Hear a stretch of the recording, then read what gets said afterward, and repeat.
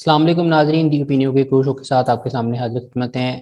خبر یہ ہے کہ جنرل باجوہ ایک دفعہ پھر سے خبروں میں ہیں اور ان کے اوپر سنگین قسم کے الزامات عمران خان نے عائد کیے ہیں۔ عمر، کیا اطلاعات ہیں؟ اصل خبر کیا ہے؟ پہلے تو یہ بتائیے آپ۔ اصل خبر یہ ہے جی کہ عمران خان نے خط لکھا ہے جی پریزیڈنٹ کے نام کہ عارف جنرل الوی صاحب کے ریٹائر نام عمران خان نے خط جی لکھا ہے بالکل کہ جنرل ریٹائر قمر باجوہ نے جو ہے حلف کی خلاف ورزی کی ہے، اس کی تحقیقات کی جائے۔ اب وہ حلف کی خلاف ورزی کیا ہے؟ بالکل جی، اس پہ بات کر یہ لیتے جو ہیں۔ ابھی عمر نے آپ کے سامنے خبر شیئر کی ہے، بیسیکلی عمران خان صاحب نے صدر عارف الوی کو، جو کہ کمانڈر ان چیف بھی ہیں بربنائے عہدہ تمام مسلح افواج کے، ان کو ایک خط لکھا ہے اور اس خط کے اندر انہوں نے یہ مطالبہ کیا ہے ان سے کہ جنرل ریٹائرڈ قمر جاوید باجوہ صاحب نے اپنے حلف کی خلاف ورزی کی ہے۔ اب وہ کیا خلاف ورزی کی ہے، اس خط کو اگر ہم پڑھیں، اس کی مندرجات پر غور کریں تو انہوں نے دو تین باتیں وہاں پر کی ہیں۔ سب سے پہلی بات تو انہوں نے یہ کی ہے کہ جنرل قمر جاوید باجوہ جاوید چودھری صاحب کو دیے گئے انٹرویو میں اور اسی طرح آفتاب اقبال صاحب کو دیے گئے انٹرویو کے اندر اس بات کا اقرار بلکہ اعتراف کر چکے ہیں کہ عمران خان صاحب کی حکومت گرانے کے ہم ذمہ دار تھے، کیونکہ عمران خان صاحب کو ہم سمجھتے تھے کہ اگر یہ حکومت میں رہے تو ملک پاکستان کا نقصان ہوگا، لہٰذا ہم نے ان کی حکومت جو ہے وہ ختم کروائی۔ یہ عمران خان صاحب کا ایک کہنا ہے، ان کا خیال ہے جو انہوں نے اپنے خط میں لکھا۔ دوسری چیز جس کا انہوں نے ذکر کیا اس خط کے اندر وہ یہ کہ جنرل قمر جاوید باجوہ صاحب جو ہیں انہوں نے عمران خان صاحب کی کالز ریکارڈ کروائیں۔ اب اس پہ سابق پرائم منسٹر کا یہ کہنا ہے کہ اس طرح کے کام کرنا، اپنے ہی وزیر اعظم کی جاسوسی کرنا، بنیادی طور پر اپنے حلف کی خلاف ورزی ہے۔ یعنی آپ کو افواج پاکستان کے چیفز کو اور دیگر سیکیورٹی اسٹیبلشمنٹ کے اداروں میں موجود افراد جو ہیں ان کی بنیادی ذمہ داری ملک پاکستان کی سرحدوں کی حفاظت ہے، نہ کہ اپنے ہی پرائم منسٹر کی جاسوسی کرنا۔ تو یہ عبداللہ، اس پہ مجھے سوری میں بات کاٹ رہا ہوں، اس پہ ایک کوئی بات عمران خان کی طرف سے آئی نہیں تھی پہلے جب وہ خود جو ہے پرائم منسٹر تھے کہ ان کا حق بنتا ہے کہ وہ کوئی بھی اس طرح کی بات کو ریکارڈ کریں، کوئی بھی دیکھیں؟ اچھا بالکل، یہ آپ نے جو بات کی ہے نا، یہ بڑی انٹرسٹنگ بات ہے۔ عمران خان صاحب کا یہ بھی ایک ڈائلما رہا ہے بہت بڑا کہ وہ جو بات آج کر رہے ہوتے ہیں بالکل اس کے مخالف سمت میں بات وہ ماضی میں کہیں کر چکے ہوتے ہیں یا آگے کرنے والے ہوتے ہیں۔ تو یہ ایک ایسی چیز ہے جس کو بہرحال انڈرسٹینڈ کرنا ضروری ہے کہ عمران خان صاحب جب وہ جنرل باجوہ صاحب ان کے ساتھ اتفاق اور اتحاد سے چل رہے تھے تو اس وقت وہ یہ فرمایا کرتے تھے کہ ہم ایک پیج پر ہیں، اور جنرل باجوہ صاحب انتہائی جمہوری، قابل اور زبردست قسم کے جنرل ہیں جو کہ سیاست دانوں کی اور پارلیمنٹ کی بالادستی پر یقین رکھتے ہیں، اور ہم مکمل طور پر ایک ہی ویژن کے تحت اس ملک کو چلا رہے ہیں۔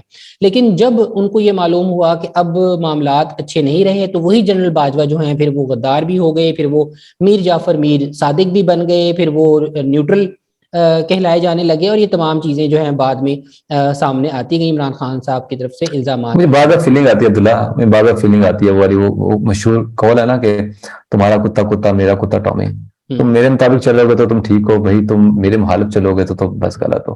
اب آپ کے حق میں جب آپ بات ہو رہی ہے، چاہے آئین کی دھجیاں بگیری جا رہی ہوں، لیکن آپ کے حق میں بات ہو رہی ہے تو آپ کیا سب لوگ درست ہیں؟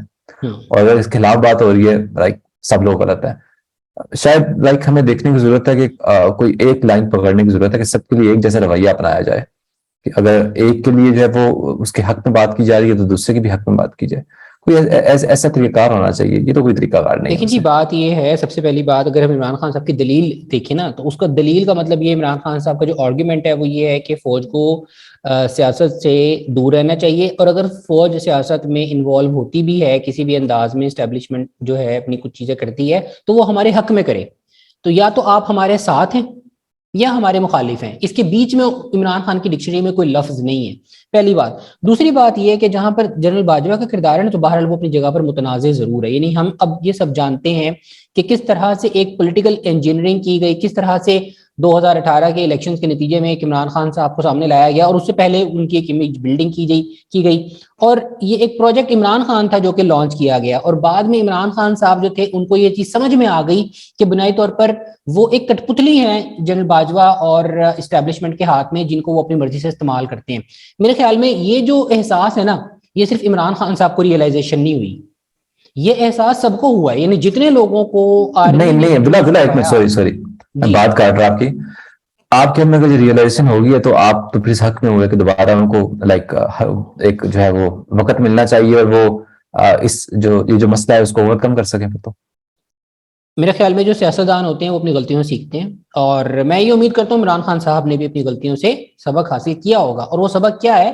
وہ سبق یہ ہے کہ حکومتیں اسٹیبلشمنٹ کے سہارے نہیں چلانی چاہیے، نہیں چل سکتی.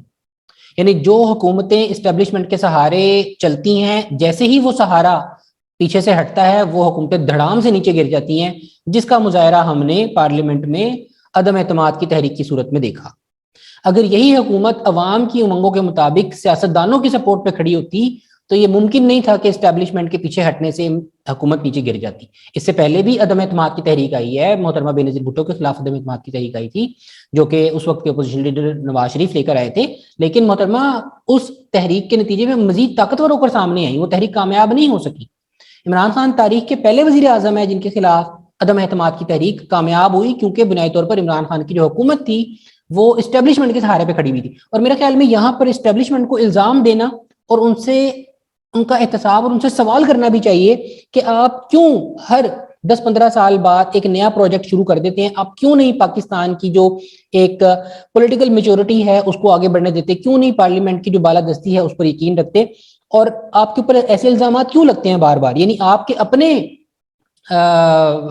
پروموٹ کردہ سیاستدان ہی کچھ عرصے بعد آپ کے مخالف ہو جاتے ہیں. یعنی یہی نواز شریف تھے جو 80 کی دہائی کے آخر میں جن کو انٹروڈیوس کروایا پیپلز پارٹی کو ٹکر دینے کے لیے، اور وہی نواز شریف آپ ان کو 3 دفعہ نکال چکے ہیں اقتدار سے، اور آج وہ آپ کے سب سے بڑے ناقد ہیں. جب دیکھیں تالی دونوں ہاتھوں سے بجتی ہے نا. ایسے تو نہیں ہے کہ صرف جو ہے وہ فوج چاہتی ہے یا فوج کرتی ہے تو یہ ہو جاتا ہے. لائک لوگ ڈگیوں میں چھپ کے بھی جاتے ہیں، ٹھیک ہے، لوگ ویسے بھی جاتے ہیں. لائک ایم کیا ہوتا ہے یار کہ جہاں کچھ طاقت ہے ان کو اپنے ساتھ میں لایا جائے، ساتھ میں لا کے کام کیا جائے. پولیٹیکل ہمارے یہاں لوگ ہیں وہ بھی تو یہی کام وہ چاہتے یہی ہیں، وہ چاہتے ہیں ان کو یوٹیلائز کیا جائے، ان کو استعمال کیا جائے.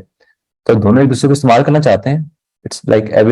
یہ بات آپ کی کافی حد تک ٹھیک ہے کہ یقیناً ایسا نہیں ہے کہ صرف اسٹیبلشمنٹ ہی کی ہر دفعہ خواہش ہوتی ہے، بلکہ جو دوسری طرف کا طبقہ ہے، جو سیاستدان ہیں ہمارے اور جو دیگر طبقات ہیں، ان کی بھی یہ خواہش ہوتی ہے کہ جو بڑے گھر ہیں ان کو ساتھ ملا کر کھیلا جائے اور ہمیشہ اقتدار کو طول دیا جائے اور اپنی جو پولیٹیکل اوپوننٹس ہیں ان کو نقصان پہنچایا جائے. یہ اپنی جگہ پہ ٹھیک ہے، لیکن میں یہ سمجھتا ہوں کہ ایک ادارے کی حیثیت سے نا، ایک تو فرد ہے، فرد کے اندر کمیاں کوتاہیاں ہو سکتی ہیں، لیکن ایک ادارہ ہے. میرے خیال میں ادارے کی حیثیت سے آپ کو اب ایک فرم پالیسی بنا لینی چاہیے کہ بھئی ہم نے اب ہمارے پاس چاہے کوئی ڈگی میں بیٹھ کر آئے، چاہے کوئی جلسے کرے، چاہے ہمارے خلاف ہمارے لیے کوئی حمایت میں ہماری پوسٹر لگائے، ہم نے ساتھ نہیں دینا کسی کا بھی. ہم نے پاکستان کا ساتھ دینا ہے، ہم نے آئین پاکستان کا ساتھ دینا ہے، ہم نے اس پارلیمنٹ کے ساتھ کھڑے ہونا ہے، اور جو بھی لیجیٹیمیٹ لیڈرشپ ہوگی ہم اس کے احکامات کے تابع ہوں گے اور اپنے حلف کی پاسداری آئین پاکستان کے تناظر میں کریں گے، تاکہ کل کو دوبارہ یہ شکایتیں سیاسی حلقوں میں پیدا نہ ہوں کہ مخصوص قسم کے جو جرنیلز ہیں وہ پولیٹیکل انجینئرنگ میں ملوث رہے، وہ کسی کو لانے یا گرانے میں ملوث رہے. اور یقیناً یہ جو سابق پرائم منسٹر عمران خان صاحب نے الزامات لگائے ہیں، میں یہ سمجھتا ہوں اس کی بھرپور شفاف تحقیقات ہونی چاہیے. جنرل باجوہ صاحب سے ان کو لے کر آنا چاہیے واپس وہ جہاں پر بھی ہیں، اور ان سے یہ چیز پوچھنی چاہیے کہ آپ کے خلاف یہ جو الزامات ہیں یہ کیوں یہ شکایت اور الزامات پیدا ہو رہے ہیں، اور اس کا باقاعدہ ایک میں سمجھتا ہوں جائزہ لینا چاہیے، اور اگر وہ اس میں قصوروار ہیں تو ان کو قرار واقعی سزا بھی ملنی چاہیے تاکہ یہ دروازہ ہمیشہ کے لیے بند ہو جائے. میرے خیال میں ناظرین ہم نے اس پہلو کی میرے خیال میں تمام گوشوں پر اپنے انداز میں گفتگو کی. ضرور بتائیے گا آپ کو یہ شو کیسا لگا. آج کے لیے بس اتنا ہی. اللہ نگہبان.